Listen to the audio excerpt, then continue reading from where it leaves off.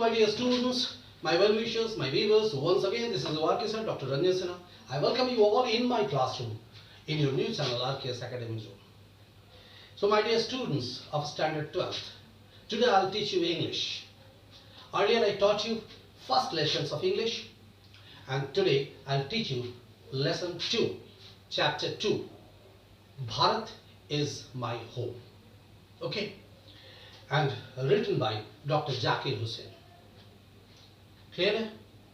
Doctor Zakir Hussain जब president बने थे तो उस वक्त शपथ ग्रहण करने के समय उन्होंने जो स्पीच दिया था देशवासियों के लिए, उसी स्पीच का एक उद्धृत एक छोटा सा हिस्सा है आपका पाठ्य का विषय, भारत इज माई होम।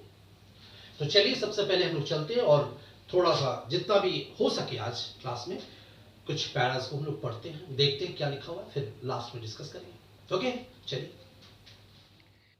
हाँ, तो चलिए आज मेरे जितने भी स्टूडेंट्स हैं स्टैंडर्ड 12th, आप लोगों के लिए जैसे मैंने बोला आप लोगों को कि आज मैं इंग्लिश पढ़ाऊंगा आप लोगों का, और पहला अध्याय जो था, फर्स्ट चैप्टर जो था वो हमने खत्म कर दिया था, और उसके संदर्भ में जितने भी नोट्स हैं, जितने क्वेश्चंस हैं, जो समरी है, मैंने आप लोगों को ग्रुप में छोड़ दिया है। आप लोग उसको वहां से अपने ग्रुप से प्राप्त कर सकते हैं। तो देखिए आज जो सेकंड चैप्टर जो आप लोगों का है वो है Bharat is my home and written by Zakir Hussain. Zakir Hussain के बारे में थोड़ा सा आप लोग जानकारी ले लीजिए।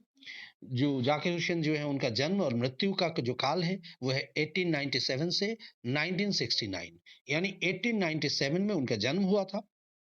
कहाँ पर? Born in Hyderabad and was one of our greatest freedom fighters.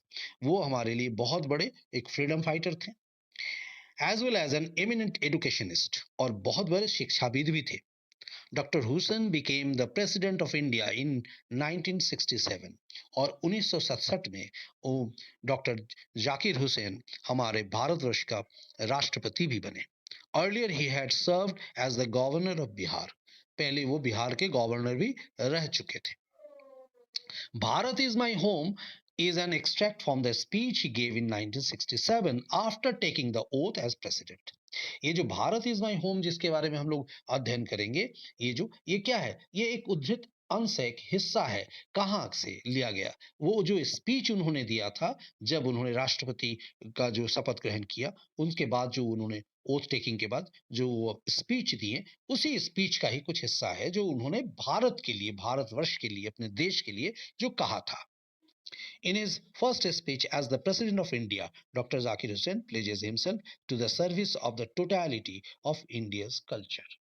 पहले स्पीच में उन्होंने भारत का जो संपूर्ण संस्कृति के बारे में जो वर्णन, जो व्याख्या उन्होंने किया था, उसी का एक छोटा मोटा एक हिस्सा यहाँ भारत इज माई होम के रूप में हम लोग आज पढ़ेंगे।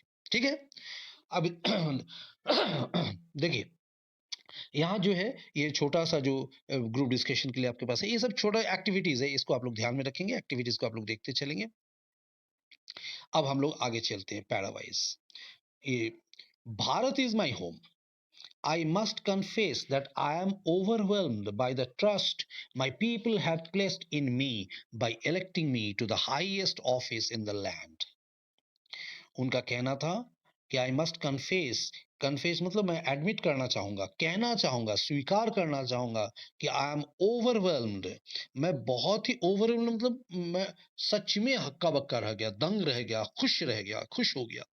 By the trust my people have placed, जो विश्वास मेरे देश के लोगों ने, जनता ने मेरे लिए रखा, in me by electing me to the highest office in the land, जो देश के सर्वोच्च सम्मान से मुझे नवाजा, यानी मुझे राष्ट्रपति बनाया गया।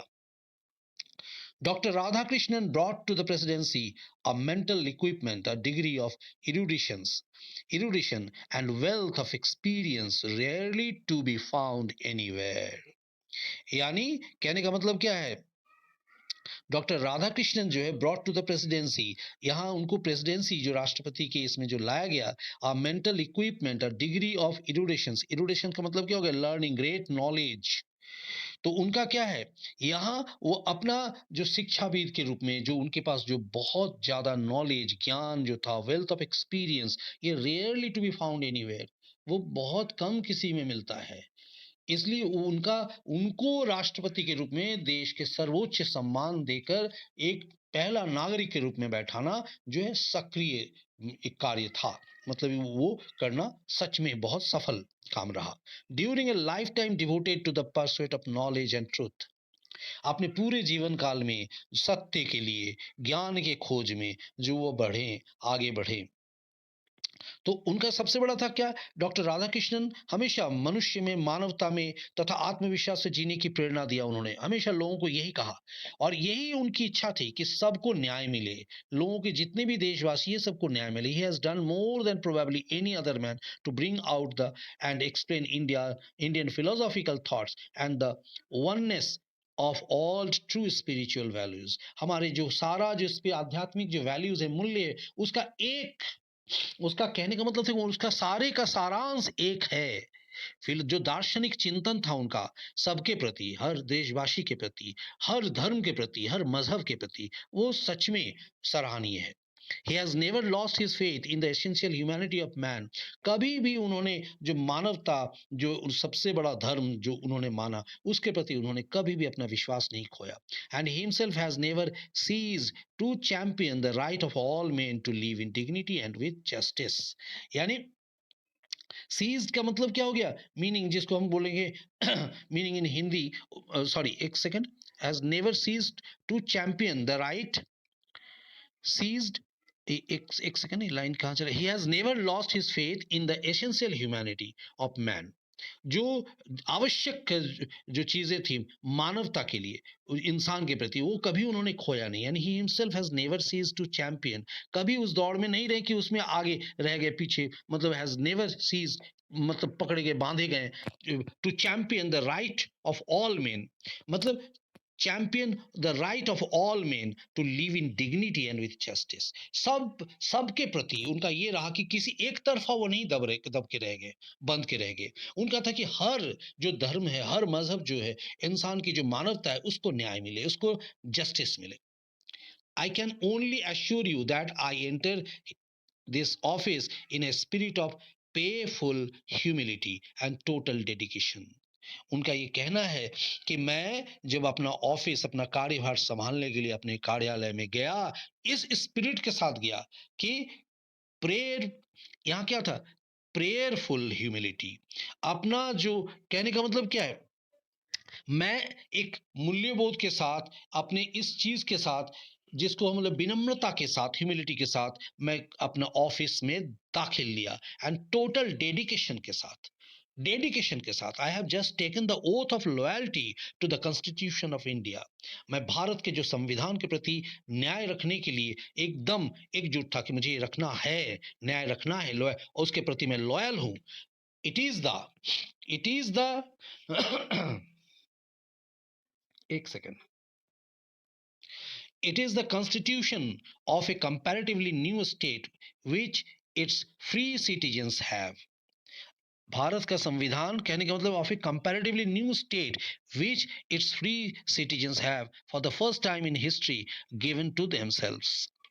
यानी कहने का मतलब क्या हो गया? ये जो भारत का संविधान of a comparatively new state which is free citizens have, हमारे यहाँ सब जितने भी सिटीजन्स जो नागरिक हैं, सबके लिए क्या है? सार्वभौम, सबके लिए एक समान का न्याय है। संविधान यही कहता है, for the first time in history given to themselves. It is the young state of an ancient people who, through the long millennia and through cooperation of diverse ethnic elements, have striven to realize timeless, absolute values in their own peculiar way. कहने का मतलब क्या हो गया? देखिए, एक एक second आप लोग इसमें ध्यान दें। देखिए, सबसे पहले इस चीज को मैं थोड़ा बता दूं। उनका क्या, वो एक्चुअली उनका कहना है, वो हम सभी को, भारतवासियों को आश्वस्त करते हैं कि वे इस कार्यालय में विनम्रता और समर्पण की भावना फैलाने के लिए आए हैं। उनका जो जो हम लोग इस स्टैंजा में देखें, एक बार मैं इसको सम अप करूं ठीक से। देखिए, उनका क्या कहना था कि वे इस कार्यालय में विनम्रता और समर्पण की भावना फैलाने के लिए आए हैं।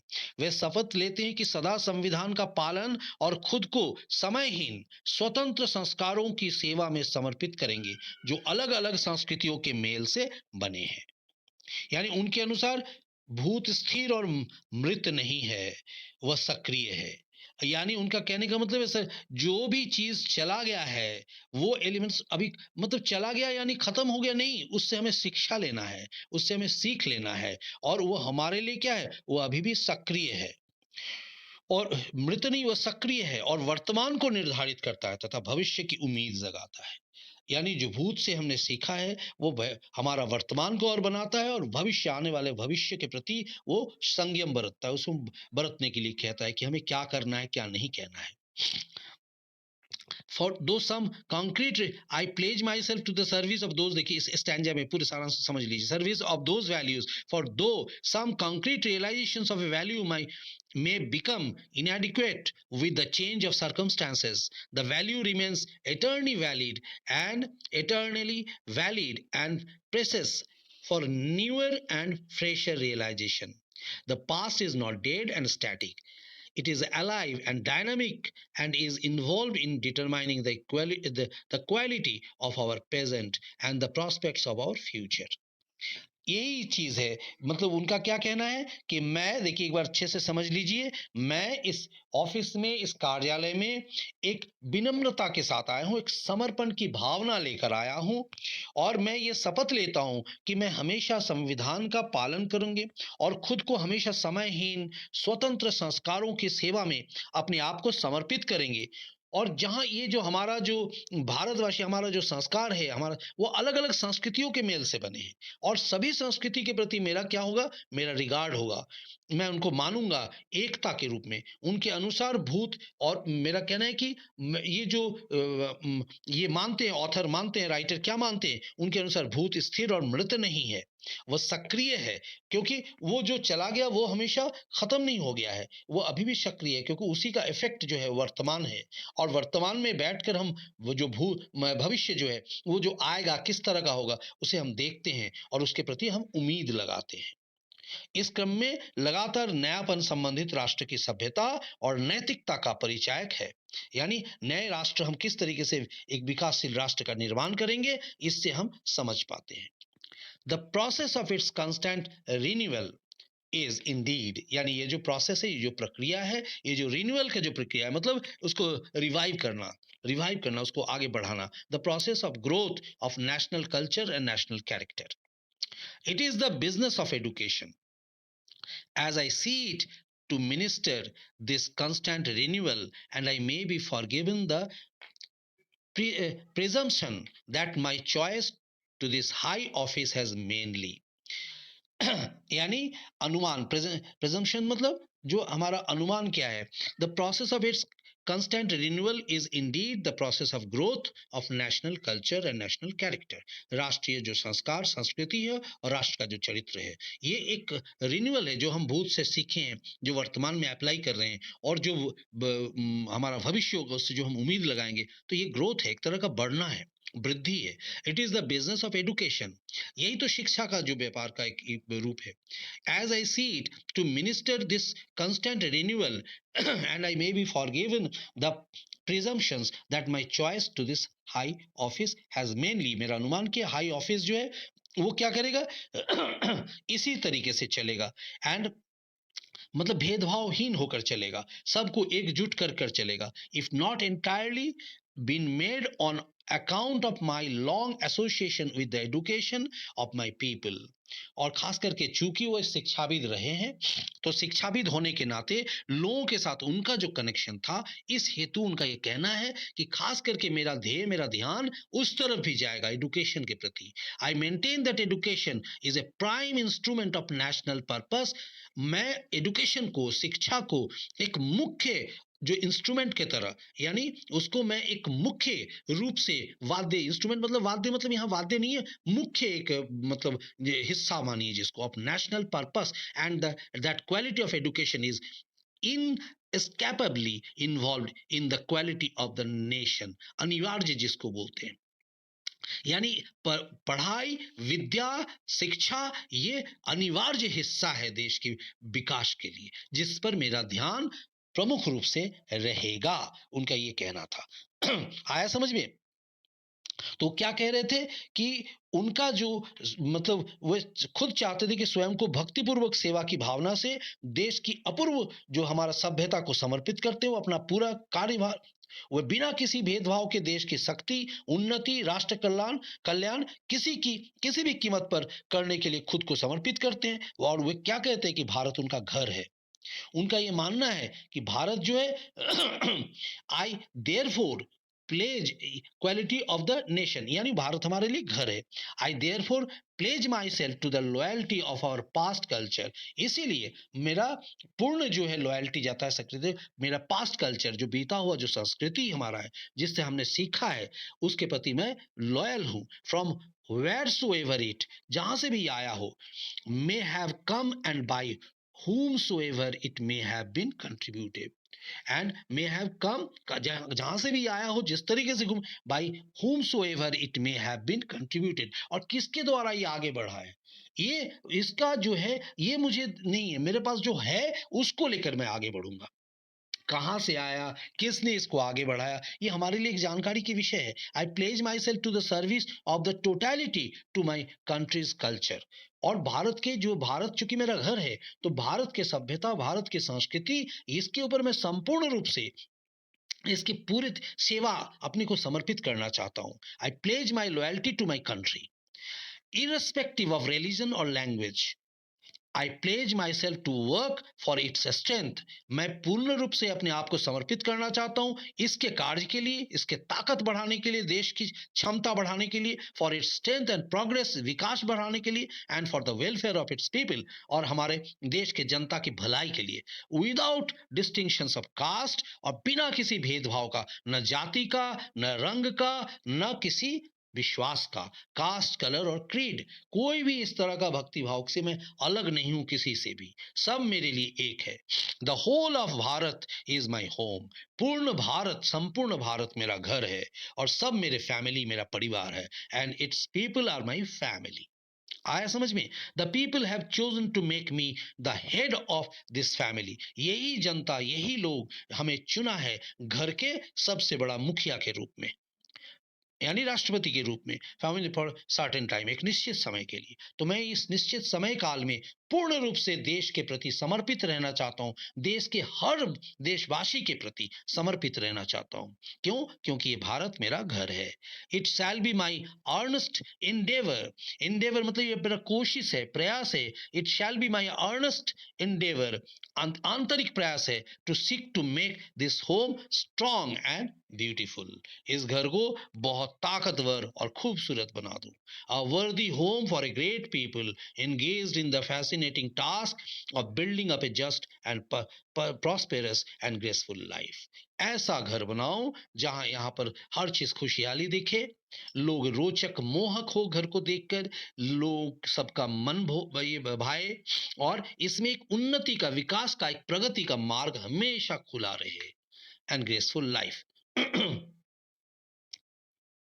अच्छा कितना बड़ा है देख लेते एक सेकंड नहीं तो फिर यहाँ पर एंड करेंगे अच्छा 2 पैरा और शेष बच रहा है ना कि और है अच्छा बाकी और 4 पैरा तो आज ऐसा करते हैं ये जितना आप लोग यहाँ देख लिए हैं क्योंकि काफी लेंदी हो जाएगा फिर यहाँ तक हमने बोल दिया ये 5th पैरा तक आप लोग इसको खत्म करेंगे जो 5th पैरा हम लोग देखें ग्रेसफुल लाइफ ये इसको ध्यान में रखेंगे यहाँ तक यहाँ पर हमने देख लिया पूरी तरीके से कि उनका क्या मानना है देखिए सारांश में एक छोटा सा चीज मैं बता दूं फिर से एक बार एक सारांश के रूप में मैं बता देता हूं जो अभी तक हम लोग समाप्त किए पढ़े कि ये जो एक्सट्रैक्ट जिसको हम लोग बोलते हैं ये जो उद्धृत अंश जो हिस्सा है जब मतलब जाकिर हुसैन डॉक्टर जाकिर हुसैन हमारा देश के राष्ट्रपति बने उस वक्त उन्होंने जो शपथ ग्रहण करने के समय में जो उन्होंने भाषण दिया तो इसी भाषण का ये एक अंश है छोटा सा अंश है हिस्सा है इस भाषण के माध्यम से वो क्या करते हैं वो एक प्रतिज्ञा करते हैं कि वे सदा देश के प्रति समर्पित तथा उसके उत्थान के लिए हर संभव प्रयास करेंगे यही उनका है और कुछ और वो हमेशा कहते हैं कि ये देश जो है ये घर उनके लिए घर है ठीक है तो आज के लिए इतना यहाँ पर फिर चलते हैं नेक्स्ट क्लास में फिर जैसा होगा फिर हम लोग डिस्कस करेंगे चलिए फिर हम लोग वहाँ जाते हैं क्लास से बाहर फिर बात करते हैं आपसे तो क्या देखा हमने Bharat is my home doctor Zakir Hussain का कहना है कि संपूर्ण भारत जो है उनका घर है और समस्त देशवासी जो है उनका घर का सदस्य है। उनके पास किसी तरह का कोई भेदभाव नहीं है, किसी जाति के प्रति, किसी मजहब के प्रति, किसी भी आस्था के प्रति, धार्मिक विश्वास के प्रति उनका कोई भी ऐसा पर्टिकुलरली कोई धारणा नहीं। सारे सर्वधर्म समन्वय, सभी धर्मों के प्रति उनका एक समान भावना है, जो आज हमने इस पैरा जितना हम लोगों ने पढ़ा उसके अंतर्गत हमने देखा। तो चलिए आज के लिए इतना ही। और जैसा कि चलते चलते फिर मैं आपको एडवाइस दे दूं कि आपको हमेशा जितना आपने पढ़ा है उसको अच्छे से पढ़ेंगे, रीडिंग लगाएंगे, फिर उसमें से जो भी वर्ड्स होगा, हार्ड वर्ड्स होगा, उसका मीनिंग याद रखेंगे। एंड ग्रामर का क्लास तो मैं आप लोगों के साथ लगातार ले रहा हूं ताकि आपका खुद का एक राइटिंग कैपेसिटी बने, पढ़ने का एक क्षमता बढ़े। तो आप उसमें से क्वेश्चन आंसर बनाएंगे खुद का भी, और फिर जो नहीं बनेगा उसको मुझे अब बताइएगा कमेंट बॉक्स में अपना कमेंट डालकर, ताकि मैं उसको सॉल्व कर सकूं। मैं तो हमेशा आपके साथ हूं। बस मुझे आप लोगों से सिर्फ एक ही दरखास्त करना है कि जल्द से जल्द, जितना जल्दी आप लोग असेंबल हो जाएंगे मेरे साथ यहां पर, इसको लाइक करेंगे, इसको शेयर करेंगे और सब्सक्राइब करेंगे। जितने ज्यादा इकट्ठे आप लोग आ जाएंगे मेरे पास, मेरे लिए उतना ही आसानी होगा आप लोगों को असेंबल करके लाइव क्लासेस लेना। फिर मैं आप लोगों के मुताबिक चलूंगा, लाइव क्लासेस के रूप में आऊंगा आप लोगों के पास। ठीक है, तो चलिए, take care, see you, bye bye, फिर मिलते हैं।